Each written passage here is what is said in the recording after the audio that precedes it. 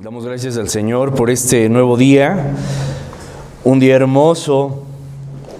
Dirán, pero ¿de dónde hermoso? Hace frío, pero es hermoso.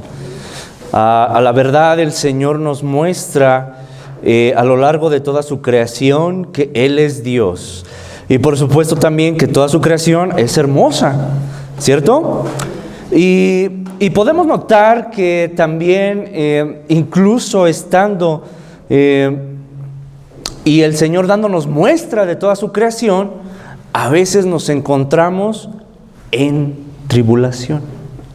Entonces, el día de hoy vamos a ver, la tribulación tiene propósitos divinos. ¿Pero cómo? Estoy en tribulación, me siento mal. Sí, pero esa tribulación, eso que tú estás pasando, tiene un propósito divino. Ahora vamos a abrir la palabra de Dios en Romanos capítulo 5 y conforme lo van encontrando se van poniendo sobre sus pies, por favor. Y vamos a leer del versículo 1 al 5.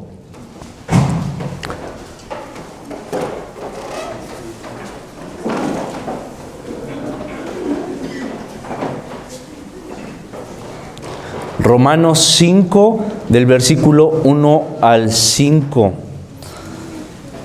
En estos versos el apóstol Pablo nos muestra cómo es el amor de Dios para con cada uno de sus hijos. ¿Ya lo tienen? Esta lectura la vamos a hacer de manera alternada. Yo leo el primero, ustedes el segundo y todos nos unimos en el verso 5. La palabra de Dios dice: justificados pues por la fe, tenemos paz para con Dios por medio de nuestro Señor Jesucristo.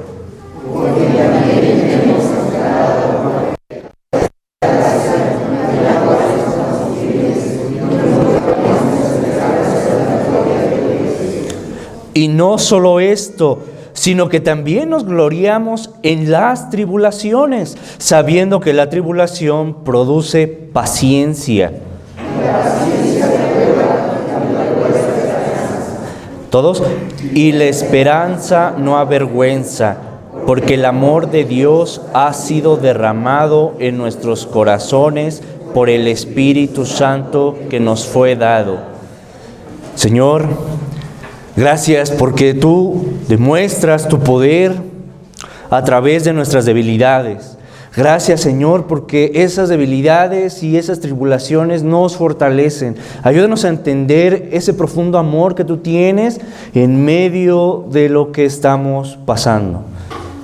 Gracias te damos porque tú no nos olvidas, Señor. Tú nunca olvidas nada. Así que ruego que sea tu Espíritu Santo el que hable a nuestras vidas y a nuestros corazones en esta hora. Pongo esto en tus manos y sé tú con nosotros. En Cristo Jesús. Amén. Pueden sentarse. ¿Cuántos de los que estamos aquí presentes, por algún motivo que solo ustedes saben ese motivo, solo ustedes lo saben, se han sentido sin esperanza? No levanten la mano. ¿Sale?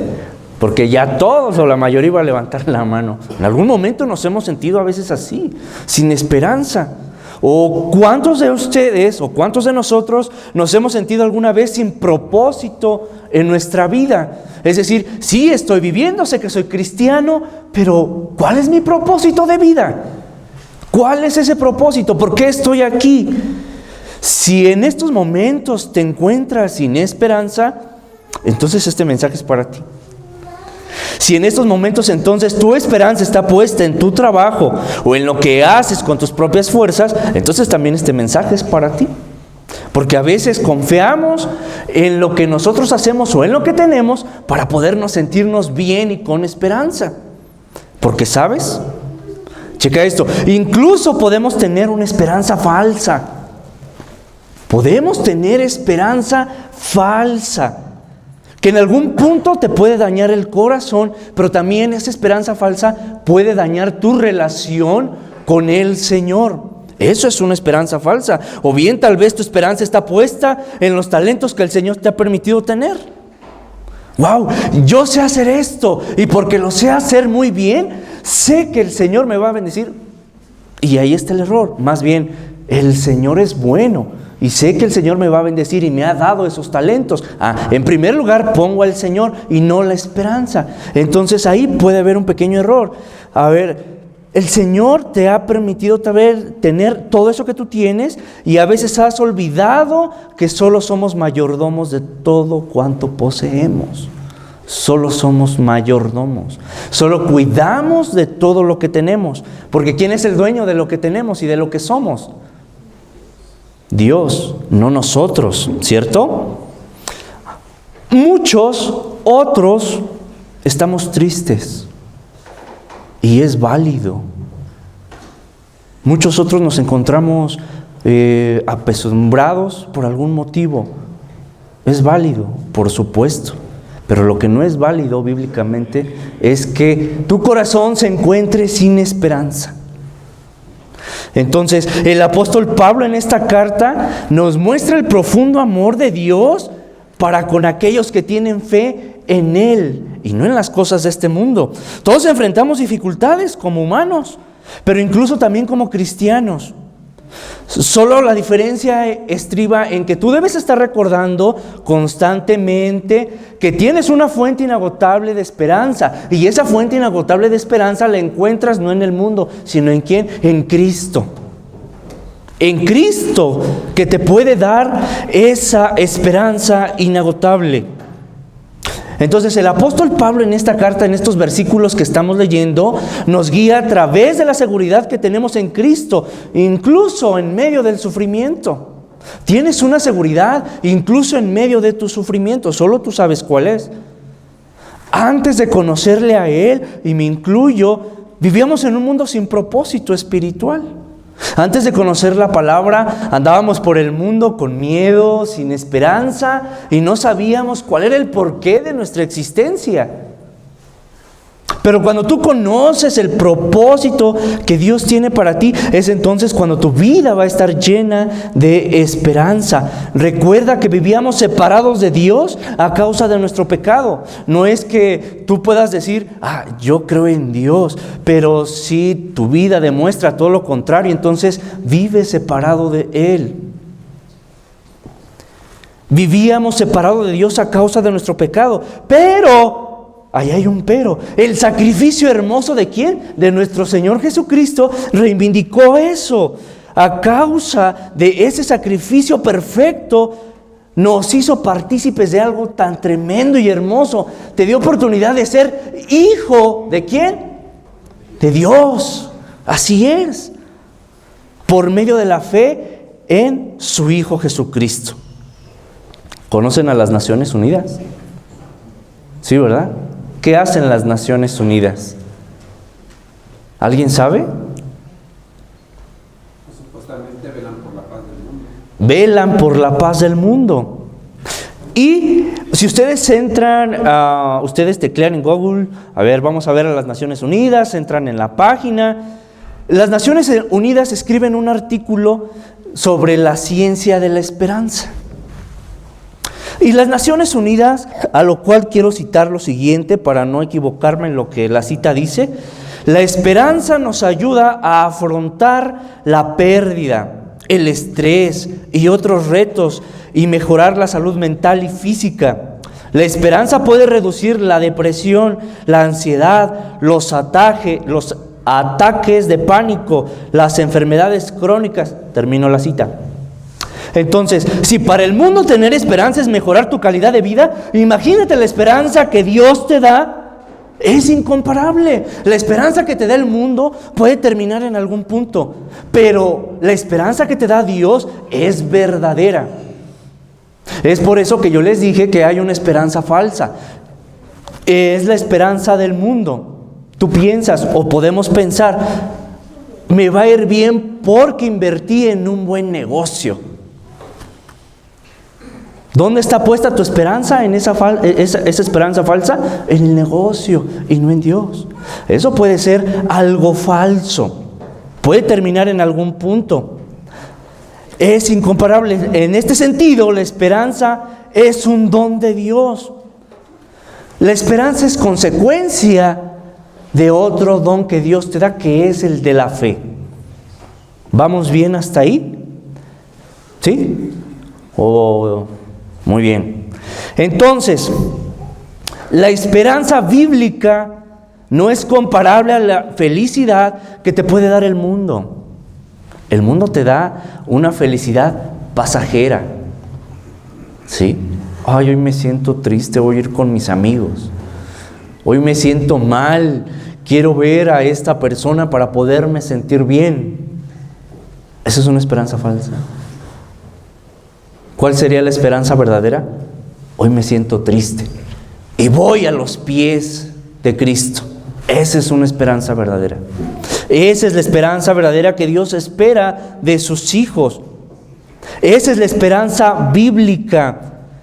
El artículo de las Naciones Unidas menciona los beneficios psicológicos y físicos de la esperanza. Pero la esperanza cristiana trasciende todos los beneficios temporales, todo lo que tú te puedas imaginar, apuntando a una realidad eterna. Pero esa realidad eterna está fija ¿en quién? En su Hijo Cristo. Esa es la realidad eterna. Y para ello vamos a explicar 2 puntos, porque no me voy a alargar mucho. 2 puntos muy importantes. El primer punto es: no pierdas la fe en Cristo, pues Él te da paz y esperanza abundante. Y para ello vamos a ir desglosando de manera muy rápida los versículos que acabamos de ver. El primer verso dice de Romanos capítulo 5: justificados pues por la fe, tenemos paz para con Dios, por medio de nuestro Señor Jesucristo. Antes de la justificación, el hombre estaba bajo el juicio de Dios, debido a nuestra naturaleza pecaminosa. Entonces, la justificación por la fe elimina esa enemistad que teníamos a causa de nuestro pecado, haciendo posible que nosotros pudiéramos tener esa reconciliación con Dios. Esa es la esperanza verdadera. Entonces Pablo está argumentando en este verso que estamos vinculados a la eternidad con nuestro Señor Jesucristo, y Él nos preserva, o sea, somos preservados por su poder y no por tu esfuerzo humano. Es decir, tú eres cristiano y no te has alejado de la fe por el poder de Cristo, no por tus propias fuerzas. ¿Sí entiendes eso? ¿Puedes notar cómo Cristo es la solución a nuestra falta de esperanza? Porque el verso dice: por medio de nuestro Señor Jesucristo. Entonces, no importa la solución que tú puedas dar a tu propia vida, porque a veces queremos dar soluciones y esas soluciones terminan por destrozarnos más. La solución está en esperar en Él, porque Él va a hacer. Lo que importa es la solución que Cristo te ha dado a través de su obra redentora. Esa es la única solución que importa.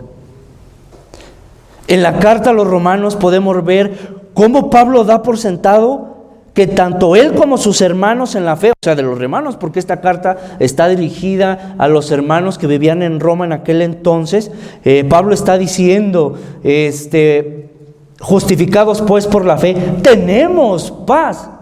¿Ves? Él está dando por sentado que tú como cristiano tienes paz y debes tener paz. Entonces pregunto, ¿por qué a veces pierdes esa paz?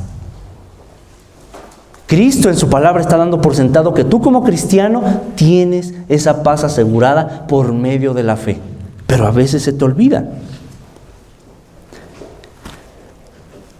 E incluso Pablo sigue enfatizando en los capítulos posteriores, al final de cada uno de ellos, que todo es por medio de nuestro Señor Jesucristo. O sea, tú puedes alcanzar esa paz, pero por medio de nuestro Señor Jesucristo. Vean en el capítulo 6 rápidamente. El capítulo 6, el último versículo 23, dice: porque la paga del pecado es muerte, mas la dádiva de Dios es vida eterna en Cristo Señor nuestro. ¿En quién? En Cristo. El capítulo 7, el último versículo del 25 dice: gracias doy a Dios por ¿quién? Exactamente, Señor nuestro. Así que yo mismo con la mente sirvo a la ley de Dios, mas con la carne a la ley del pecado. Entonces, por Jesucristo. Capítulo 8. el último versículo. Ni lo alto, ni lo profundo, ni ninguna cosa creada nos podrá separar del amor de Dios, que es en Cristo, Señor. La solución no la puedes encontrar en ningún otro lado. La solución la encuentras ¿en quién? La esperanza la encuentras ¿en quién? Amén. Verso 2.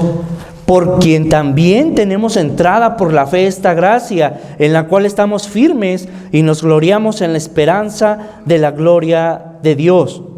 Ahora, ¿me ayudan a repetir esta última parte? Y nos gloriamos en la esperanza de la gloria de Dios. Vamos a entender qué es lo que Pablo nos tiene que decir en este punto. En esta parte tenemos entrada, se refiere a lo que para un judío en el Antiguo Testamento era imposible.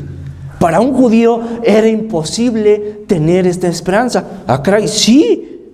¿Por qué? En Éxodo capítulo 19, verso 20-21 nos habla de cómo expresamente Dios se dirige a los suyos a través de una sola persona. ¿A través de quién? A través de un profeta. Los profetas era la persona principal con la cual Dios se comunicaba con su pueblo. Y ahora no. Por eso es que dice anteriormente en el verso 2 ahí en Romanos, por quien también tenemos entrada por la fe, esta gracia. Es decir, podemos comunicarnos ahora con nuestro Señor Jesucristo como un regalo. Y antes no era así. Era imposible que un judío pudiera comunicarse con Dios de manera directa. Se comunicaban a través de los profetas. ¿Bien? Ahora lo podemos hacer de una manera directa. Entonces la palabra Dios era expresada directamente a estos personajes. Y esto es parte de su gracia. Entonces, la esperanza que ofrece el mundo es incierta y te genera incertidumbre. Porque no sabes qué es lo que va a pasar. No sabemos lo que va a pasar. Y es la esperanza que te ofrece el mundo. Pero en Santiago capítulo 4, el verso 13 al 17, advierte contra la arrogancia de planear sin considerar a Dios. Recordando que la vida es breve y incierta. Porque a veces decimos, como decía aquí en Santiago, vamos a ir a aquella ciudad y vamos a vender, vamos a traficar, dice su palabra, vamos a vender y nos va a ir bien. Pero la verdad, más adelante nos dice, más tú deberías de decir, si Dios quiere haremos esto o aquello. Lo que el mundo te ofrece es pasajero y lo puedes perder en un abrir y cerrar de ojos. Hoy lo puedes tener, pero mañana no. La esperanza que Dios te da es para siempre y es viva y es verdadera. La esperanza que Dios te da es totalmente cierta. Aún cuando no se haya hecho realidad para ti todavía, Cristo te asegura esperanza. Cristo te asegura esperanza. Así que si tu esperanza está puesta en lo que está aquí en este mundo, esa esperanza es falsa. No importa lo que estés pasando en este momento, si Él te está sosteniendo con su mano, entonces esa es la verdad. Esa es la verdad. Él te está sosteniendo en estos momentos con su mano. Y eso es lo que dice su palabra. ¿Sabes por qué? No porque te lo merezcas, no porque tú seas justo. Verso 2. Esta gracia en la cual estamos firmes, sino porque Él es justo. No porque tú seas justo, sino porque Él es justo. ¿Sí? Y 2. No mires las tribulaciones como un castigo, sino como el medio que Dios utiliza para su gloria y tu crecimiento. ¡Ay, me está pasando esto! Señor, ¿por qué? ¡Ay, no lo entiendo! ¿Por qué? Y empiezan los reclamos. No podemos entender incluso la soberanía de Dios, mucho menos por qué estamos pasando las cosas que pasamos. ¿Sabes por qué? Porque no podemos entender qué es la soberanía. ¿Qué es la soberanía de Dios? ¿Saben qué es la soberanía de Dios? Vamos a explicárselos de una manera muy sencilla y que puedan entender qué es la soberanía de Dios.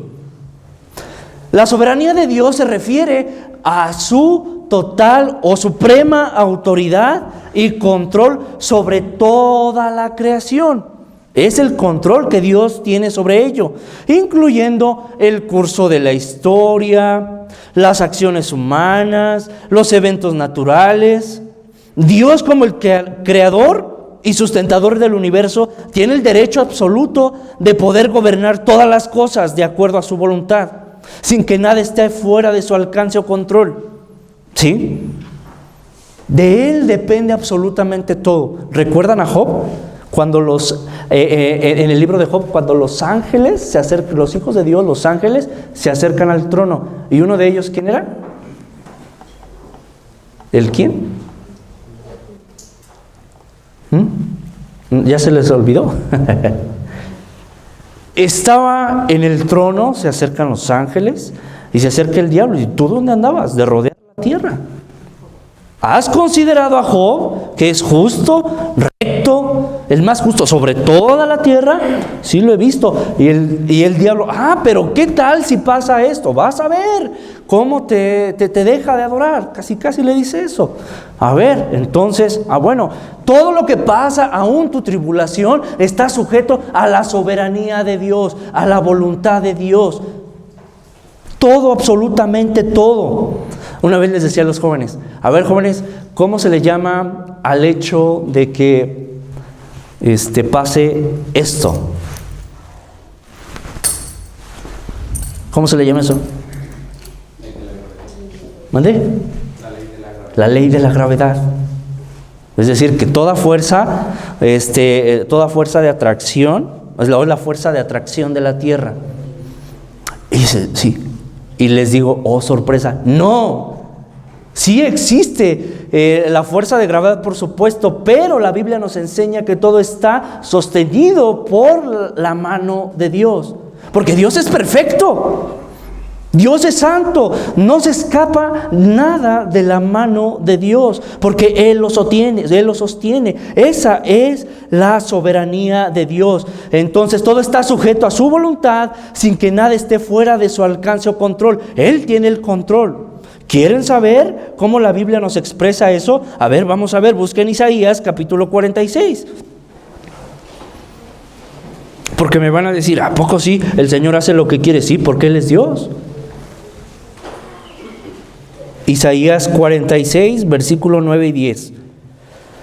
Acordaos de las cosas pasadas desde los tiempos antiguos, porque yo soy Dios y no hay otro Dios, y nada hay semejante a mí, que anuncio lo por venir desde el principio y desde la antigüedad, lo que aún no era hecho. ¿Qué digo? Mi consejo permanecerá y haré todo lo que quiero. Su consejo permanecerá. El consejo humano va a cambiar constantemente. La Biblia dice que a veces cuando el niño se porta mal, con vara, pero no siempre, no todos los niños se merecen eso. No porque se me dé la gana y sea su papá, le voy a estar dando todos los días con vara, no. Pero ahora el mundo cambia y dice que tú los puedes lastimar psicológicamente. El mundo va a seguir cambiando y va a decir que ahora mirarlos probablemente va a ser un error y los puedes lastimar psicológicamente. El mundo va a seguir cambiando, pero la palabra dice que su palabra y su consejo permanecerá y haré todo lo que quiero. Eso es lo que dice Dios, su consejo va a permanecer. Esta soberanía implica que todo lo que sucede está bajo su dirección o permiso. Ahora sí, ¿ya me entendieron qué es la soberanía? ¿Sí? A ver, levante la mano, ¿quién no? Muy bien.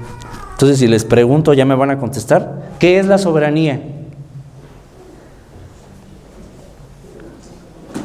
A ver, ¿por qué no se atreven a levantar la mano de no entendí y ya otra vez me iba a regresar? ¿Sí le entendieron qué es la soberanía? Es la voluntad de Dios sobre todas las cosas. Amén. ¿Por qué tienen pena? No pasa nada, no los voy a regañar. Esa es la soberanía de Dios. ¿Sí? Ahora, y por último, en los últimos versos, la soberanía de Dios implica que también Él sabe dónde se encuentra su fe y que nada se aparta de lo que tú estás viviendo. Y por eso en Salmos 25:7, en lo que leímos, recordando lo que leyó mi hermano Jacob, porque a veces pensamos eso. De los pecados de mi juventud, recuerdan que el hermano Jacob, a ver, vamos a enfatizar en este versículo. De los pecados de mi juventud y de mis rebelones, no te acuerdes, conforme a tu misericordia, acuérdate de mí por tu bondad, oh Jehová. No es que Dios se olvide de lo que tú estás viviendo. Dios no se olvida de lo que tú vives. Dios no se olvida absolutamente de nada. Más bien aquí el salmista está recordando cómo las promesas de Dios, a eso se refiere, porque Dios no se olvida de nada.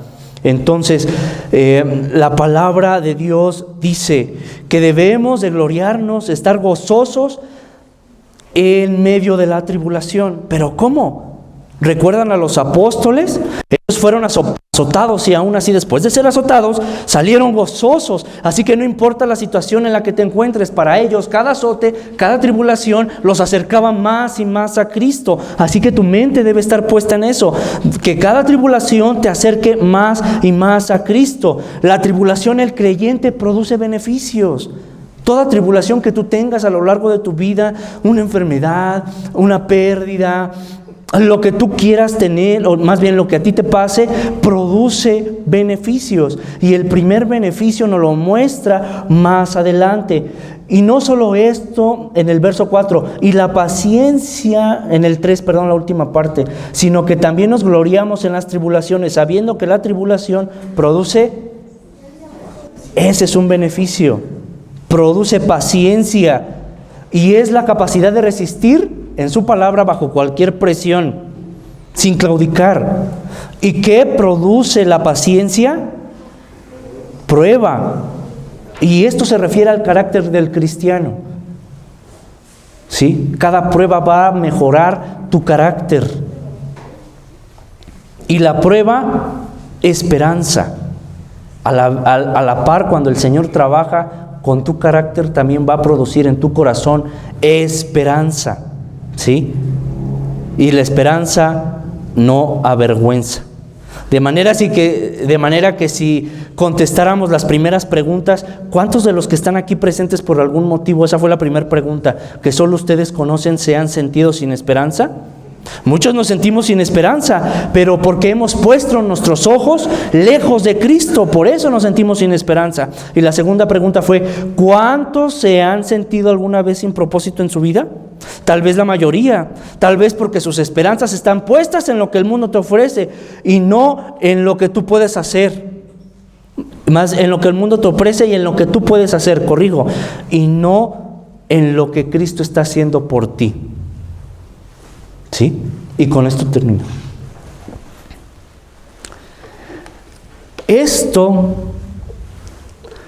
Este vaso que ustedes ven aquí, son ustedes. Jesús los formó perfectos. ¿Sí? El agua está clara, ¿verdad? Pero nacemos con algo que es el pecado. Pero hay veces que sufrimos porque un hijo se aleja de Dios. Sufrimos porque mi papá no se acerca a los pies de Cristo. Sufrimos porque nuestra pareja no se acerca a Cristo. Sufrimos porque perdemos un familiar. ¿Y qué pasa? Seguimos perdiendo la esperanza. Seguimos perdiendo la esperanza. Así somos nosotros. Perdemos nuestras esperanzas constantemente. Cualquier situación trágica que pasa en nuestra vida nos torna de esta manera. Y cuando vamos y recurrimos al hombre y a la solución que da el hombre, ¿qué va a pasar? Seguimos así. ¿Cierto? Seguimos así. Pero cuando nosotros recurrimos a Cristo, al Rey de Reyes, al Señor de Señores, ¿qué es lo que va a pasar? Cuando nosotros vamos a sus pies, ¿ven qué está pasando poco a poco? ¿Qué está pasando?